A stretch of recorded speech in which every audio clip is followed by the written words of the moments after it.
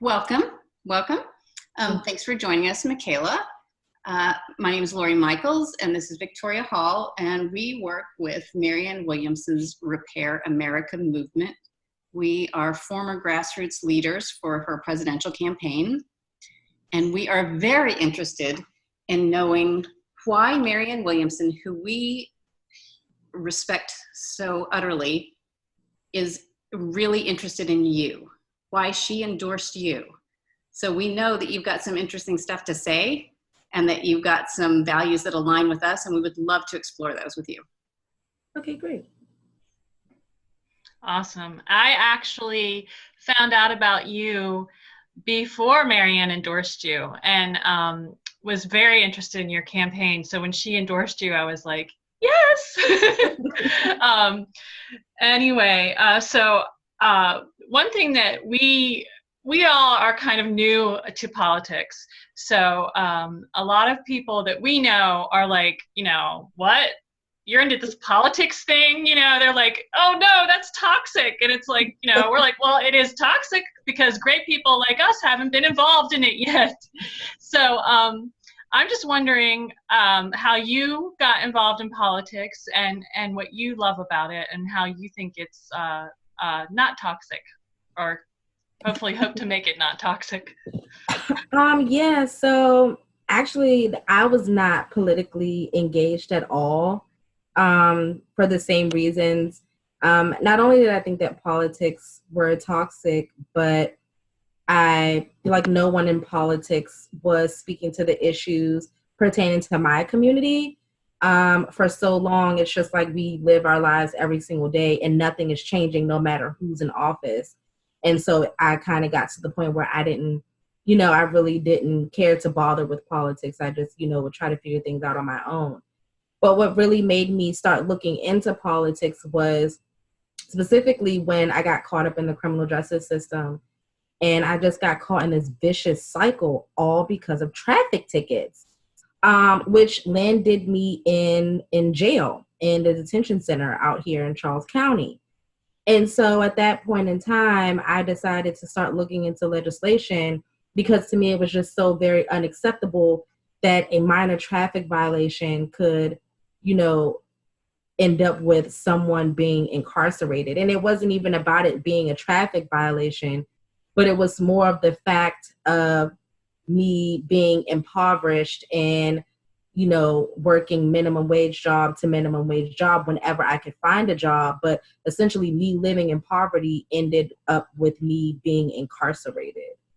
And so that's what made me start to look into the world of politics, because at that point I was like, okay, I need to start paying attention because this needs to change.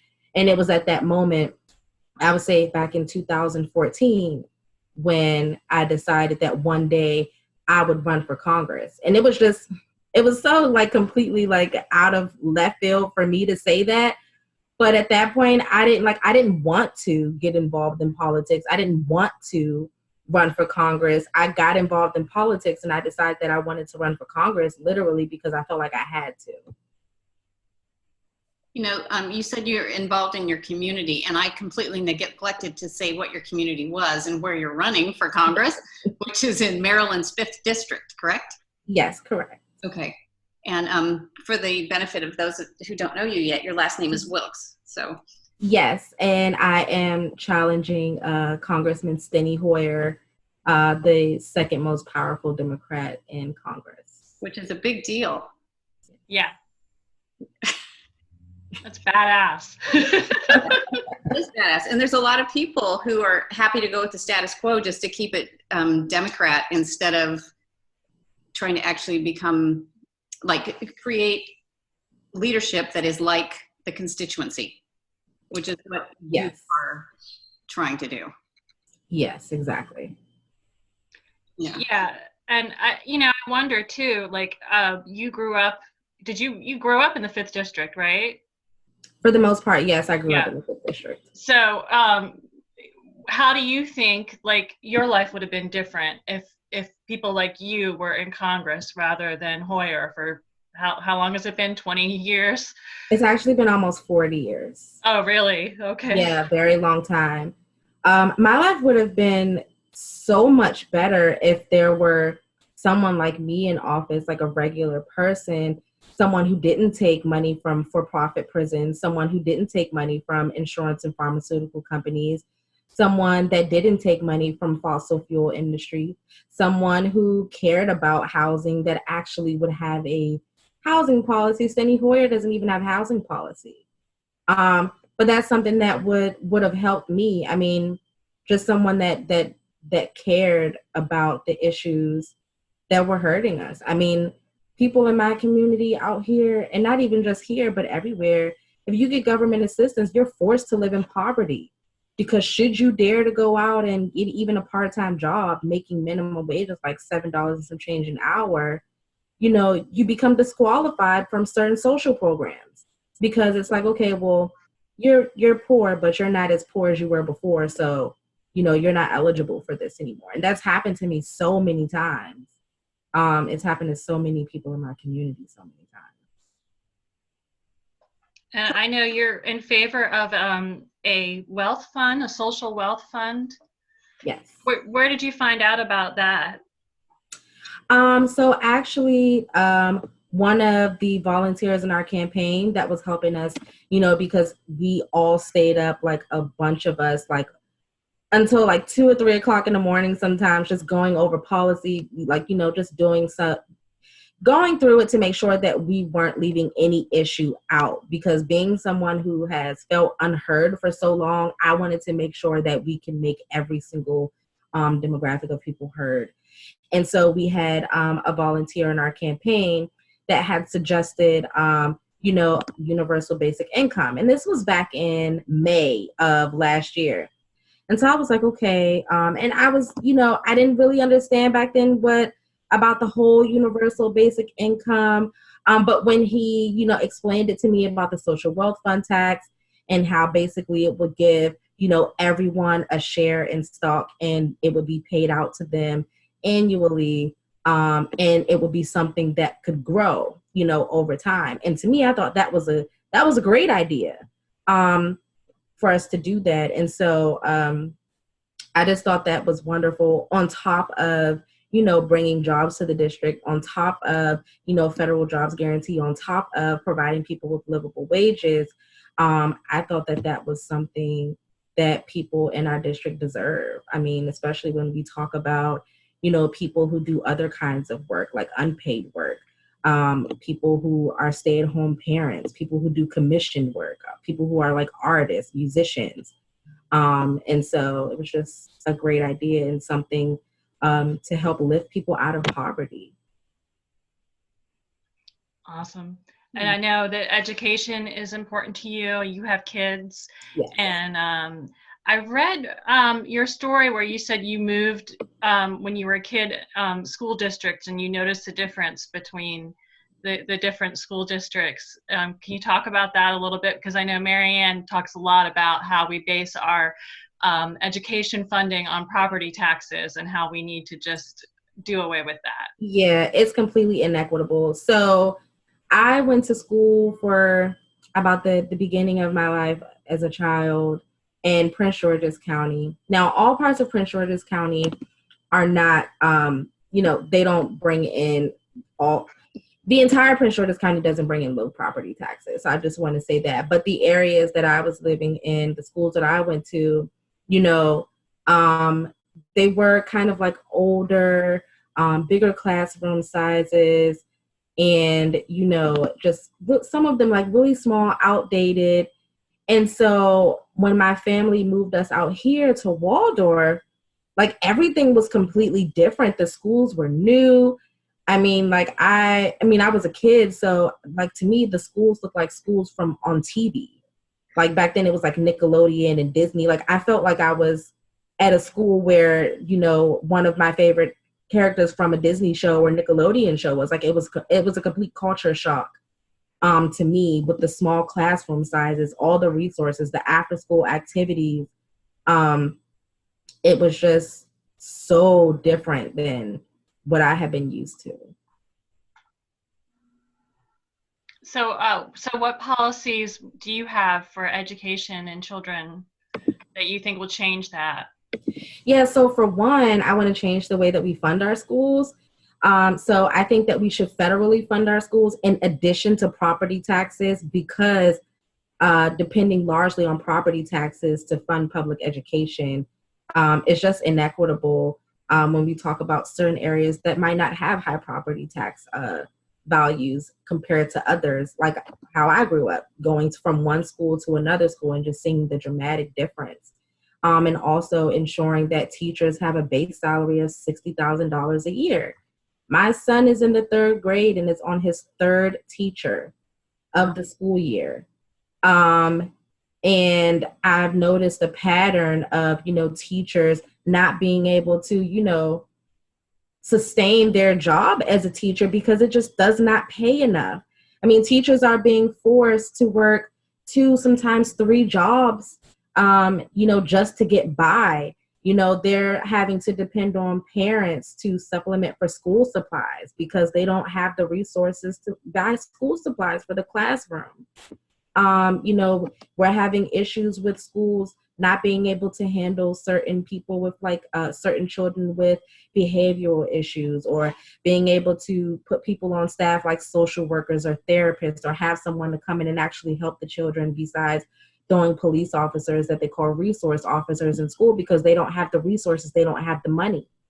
And so I just think that education is one of the most important things that we should be fighting for, because these are our children. They spend more time at school than they do at home. And ultimately, their education shapes their future. And it just definitely should be way more prioritized than what it is now. Yeah, that really aligns with Marianne's message as well, the Department of Children and Youth, and making sure that we take care of our children because they are our most valuable resource. Yes. Yeah.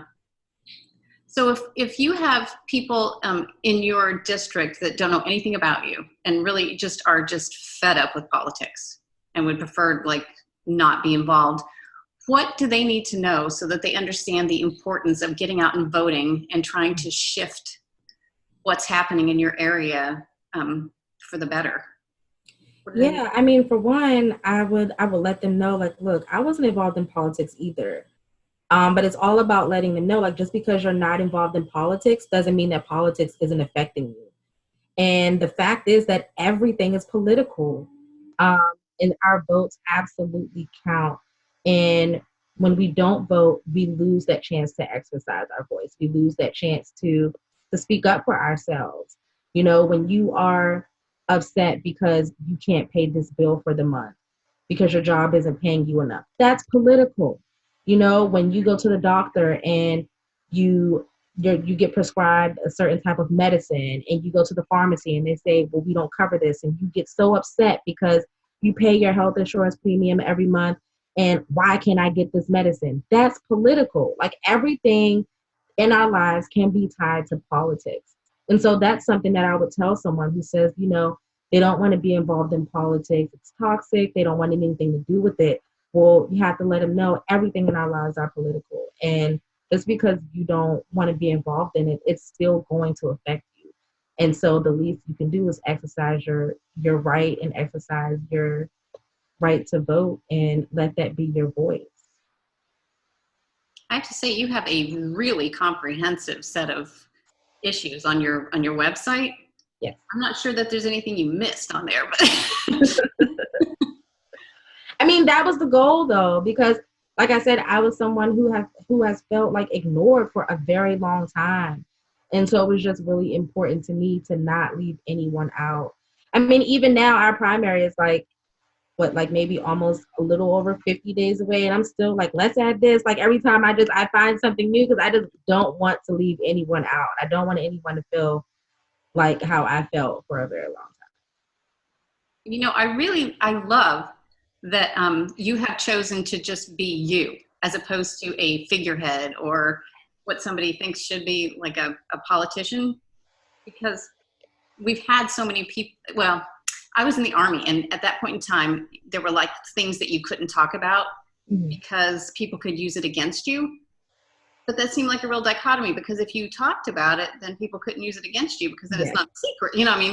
I just love that you just putting it out there and you're saying, this is me, and actually I'm you.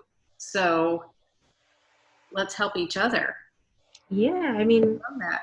yeah, that's the goal. I remember like talking with my friends a long time ago, like, what if somebody like us ran for president? Or like, what if somebody like us ran for some type of office? Because I was like, we know best like what goes on in our communities. I was like, we have all these people that are like, you know, speaking on our behalf and saying how they're going to fix our issues. They don't even know what our issues are. It was just a talking point back then, but now I'm actually doing it, so it's cool. Which is Yeah, sorry. Yeah, so yeah, it's like, you know, Hoyer has 40 years of experience not doing anything for your community, where you have experience doing things for your community and being limited by the policies, you know, so you have the experience to me that counts.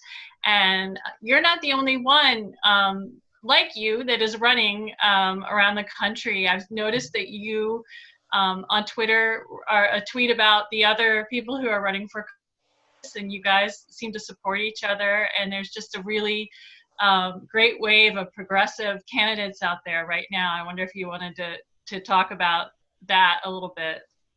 Yeah, so I do like to amplify other progressives running around the country, as well as maintaining relationships with them, because I always say we're each running in different districts, but we're all running the same race. And our race is people against money. We are candidates with lived experience. We are candidates that have never been in politics. And we are candidates that, you know, we feel like we had to run. And I was speaking with someone about this earlier, and it was one of the volunteers on my campaign. And he said to me, he was like, I hate politics. And I told him, and I said, well, I hate politics too. But he was like, but it's people like us who get involved in politics, not because we want to, but because we have to. But those are the people that are going to make the difference. Those are the people that are going to make the change, because it's not a career move for us. And it's all of us around the country doing it. And we've kind of, you know, built a coalition of insurgent progressive candidates, and just I really feel the need to amplify them, because we are all running the same race.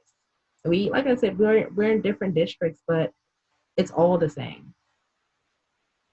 Yeah, and I like to tell people, you know, it's not just a presidential race. You know, we've got other people that we can support and that we can get in there to help with these policies that we believe in so much, you know. And I know that criminal justice reform is very personal and very important to you. So I'm going to give you a chance to talk more about that too. Yeah, so the criminal justice system, or the criminal legal system, because it's not it's not very focused around justice. Um, I say that it needs to be reformed, but if I could have it my way, I would abolish it and start from scratch, because it's so wrong, and it needs to be fixed. I mean, it's already fixed, because it's working the way that it's intended to work. But I mean, we have a system that criminalizes people for living in poverty, for substance abuse, mental health issues. I mean, kids are being sentenced as adults. We have mandatory minimums. We have 3-strike laws. We have cash bail reform. The majority of people who are incarcerated are there, not even being convicted of a crime, but simply because they can't afford to get out. People are losing their jobs, their homes, their children, their whole livelihoods to the cash bail system to be incarcerated. Khalif Browder was incarcerated for years awaiting trial because he couldn't get out. He was because of the cash bail system. And after being incarcerated for years and being in solitary confinement for the most part of that, went to trial, got acquitted, but came out and was just traumatized by the entire experience and committed suicide. I mean, this is the system that we have. And so I absolutely think that we should abolish the cash bail system. We should abolish for-profit prisons. We should get rid of the loophole in the 13th Amendment that says that slavery is abolished unless you're someone who's incarcerated. I mean, we should absolutely have a more restorative a criminal justice system focused on restorative justice and rehabilitation versus exploitation, which is what we have been getting this entire time. And to be quite honest, we need to repeal the 1994 crime bill that has done so much damage to so many of our communities. That's great. I'm so inspired by you. It's great. You know, a lot of stuff going on in this country today, and it feels hopeful to see people like you just, you know, not waiting for somebody else to solve a problem, you know, knowing that, you know, we are the solution. And it's just inspiring to me. And I just want to thank you for everything that you're doing. And let us know how can people support you? How can they get behind you and volunteer and contribute? Yeah, so as I said before, this is a race of people versus money. We have the people, but we're grassroots, so we still need money, of course. So if anyone would like to contribute, they can definitely contribute at Mckayla2020.com/donate. Also, if anyone would like to help us volunteer, our primary date is April the 28th. If you live in the district or near the district, you can go to our website and definitely sign up to help us canvass, phone bank, text. If you don't live in the district or you live out of state, you can help us phone bank remotely. You can text remotely. And also on April the 28th, the day of our primary, we need at least 1,000 volunteers to help us work every single polling location in the district. If anyone would like to come here to Maryland, we are setting something up where we're going to have support housing for anyone that wants to fly in, drive in, or however, and help us work the polls on election day. That's fantastic. Yeah. I'm from Maryland originally, so I'm telling all my friends and family about you. So Thank you. Yeah, have some friends in Southern Maryland that, yeah, I'm just gonna keep bugging them.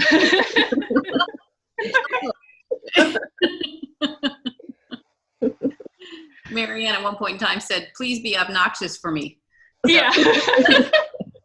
I take that to heart. Totally.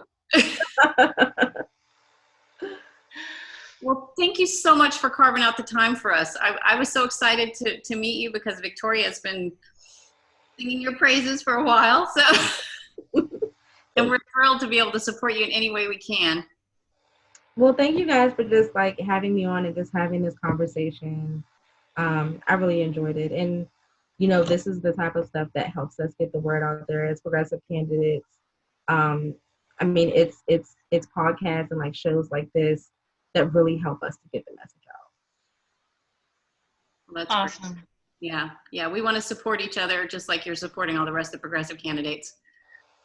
There's enough for all of us, and women helping other women rise is a beautiful thing.